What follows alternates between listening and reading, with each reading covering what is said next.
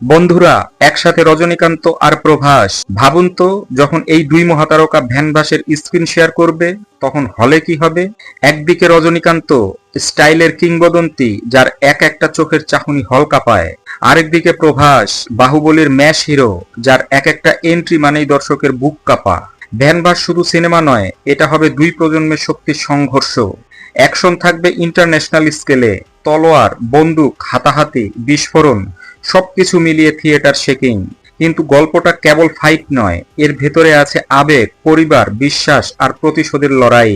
রজনীকান্ত দাঁড়াবেন অভিজ্ঞ যোদ্ধার মতো, আর প্রভাস লড়বেন তরুণ বিদ্রোহীর মতো। প্রশ্ন একটাই, শেষ পর্যন্ত কার হাতে উঠবে বিজয়ের মুকুট। বন্ধুরা, চোখের পলক ফেলবেন না, কারণ ভ্যানভাস হতে যাচ্ছে 2025 সালের সবচেয়ে বড় ধামাকা। ভিডিও ভালো লাগলে লাইক করুন, শেয়ার করুন আর সাবস্ক্রাইব করে কমেন্টে লিখে জানান আপনার মতে কে জিতবে।